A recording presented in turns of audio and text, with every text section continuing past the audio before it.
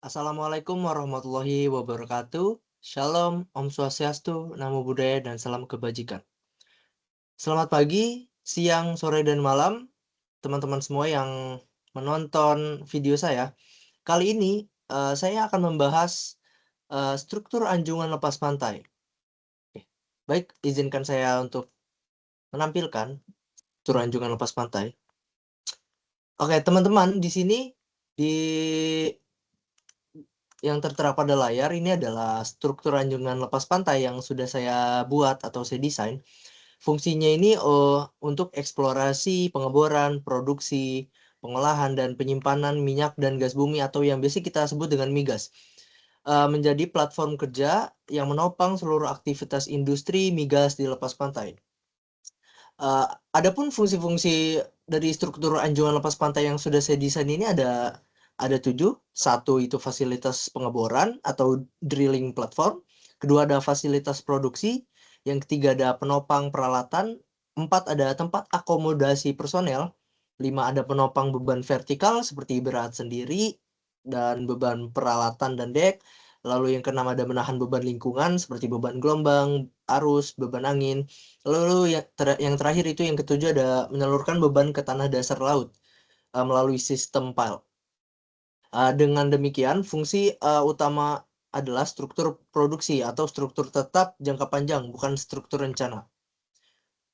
Selanjutnya, saya akan membahas mengenai tipe struktur. Tipe struktur anjungan lepas pantai yang sudah saya desain ini adalah fixed platform. Fixed platform adalah struktur anjungan lepas pantai yang dipasang secara permanen di dasar laut dan digunakan sebagai fasilitas eksplorasi, produksi, dan pengolahan minyak dan gas bumi. Struktur ini diikat langsung ke dasar laut menggunakan pondasi tiang bawah sini, menggunakan pondasi tiang pancang sehingga tidak dapat berpindah lokasi setelah terpasang. Fixed platform umumnya digunakan pada kedalaman hingga 500 meter, di mana kondisi geoteknik dasar laut masih memungkinkan untuk pemasangan pondasi tiang pancang secara ekonomis dan aman. Baik, selanjutnya saya akan membahas mengenai komponen-komponen yang ada pada fixed platform ini. Yang pertama itu ada jacket. Jacket merupakan struktur rangka baja yang terdiri di atas dasar laut dan berfungsi sebagai penopang utama seluruh beban platform struktur ini. Ini terdiri dari kaki-kaki, bisa dilihat di sini kaki-kaki ada 4 di desain saya. Lalu bisa kita lihat lagi untuk lebih jelas kaki ini yang kanan dan kiri. Lalu ada bracingnya. Bracingnya itu ini saya menggunakan bracing tipe K. Lalu pile sleeve. Pile sleeve ini di dalam kakinya. Lalu selanjutnya ada pondasi tiang pancang. Pondasi tiang pancang diletakkan di kaki-kakinya di ujung-ujung. Pile dipancang menembus lapisan tanah dasar laut hingga mencapai kedalaman yang memiliki daya dukung memadai. Pondasi ini berfungsi untuk menyalurkan beban vertikal, beban lateral dan akibat gelombang dan arus, lalu beban momen akibat beban lingkungan. Lalu selanjutnya ada deck atau topside yang di atas ini. Deck topside itu adalah struktur di bagian atas jacket yang menampung seluruh fasilitas operasi seperti peralatan proses, modul utilitas, bangunan akomodasi, lalu helideck atau yang kita kenal dengan helipad. Lalu selanjutnya kelebihan dan kekurangan dari fixed platform. Kelebihan dan kekurangan itu apa sih? Yang pertama itu ada kelebihannya stabilitasnya tinggi, dan yang kedua ada umur layanan panjang sekitar 20 sampai dengan 30 tahun. Lalu sistem struktur sederhana, dan yang terakhir ada biaya operasi relatif rendah dalam jangka panjang. Kekurangannya itu ada 4.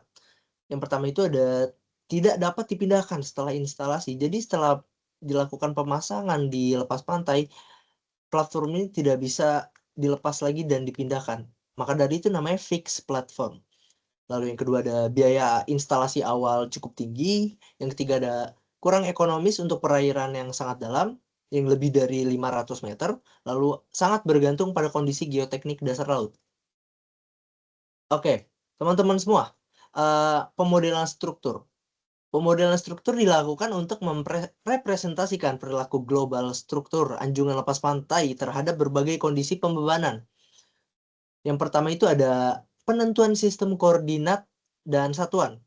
Sistem koordinat global 3 dimensi yaitu sumbu X dan Y sebagai arah horizontal dan sumbu Z sebagai arah vertikal. Lalu satuan yang digunakan untuk seluruh parameter meliputi panjang, gaya, dan massa. Lalu yang kedua itu ada definisi node atau join. Node didefinisikan sebagai titik pertemuan elemen struktur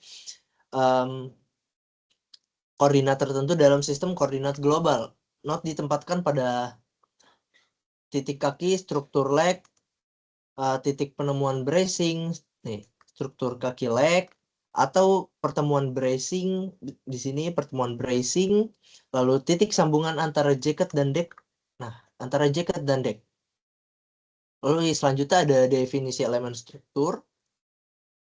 Elemen struktur didefinisikan sebagai penghubung antar node, leg utama jacket, brace horizontal, brace diagonal, brace horizontal, brace diagonal. Lalu selanjutnya ada pendefinisian properti material dan penampang. Misal kita ambil contoh satu ini. Nah, kita ambil. Nah, di sini kita melakukan pendefinisian berupa modulus elastisitas dan berat jenis. Lalu ada penampang elemen didefinisikan sebagai pipa baja tubular section dengan parameter diameter luar dan ketebalan juga ikut didefinisikan di proses ini. Lalu selanjutnya ada pendefinisian boundary condition. Boundary condition ini diterapkan untuk merepresentasikan interaksi struktur dengan pondasi di dasar laut pada struktur jacket. Node di bagian bawah kaki atau pile diberi pengekangan penuh, lalu semua derajat kebebasan translasi dan rotasi dikunci. Oke, selanjutnya ada pemodelan pembebanan. Ada beban mati yang meliputi berat sendiri elemen struktur, berat deck, dan peralatan staf. Yang kedua ada beban hidup atau beban isinya itu ada beban operasional, beban personel, dan peralatan sementara. Yang ketiga ada beban lingkungan seperti storm surge, lowest astronomical tide, highest astronomical tide, kecepatan angin, kecepatan arus, gelombang laut, hingga marine growth. Lalu yang terakhir itu ada proses analisis dan evaluasi hasil. Setelah semua data dimasukkan, program dijalankan untuk menghitung gaya dalam, deformasi, dan reaksi tumpuan. Hasil analisis digunakan untuk mengevaluasi kinerja struktur terhadap beban rencana.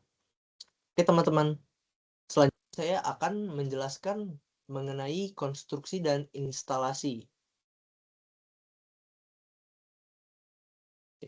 Izinkan saya share screen kembali, teman-teman semuanya. Pertama itu ada fabrikasi di darat.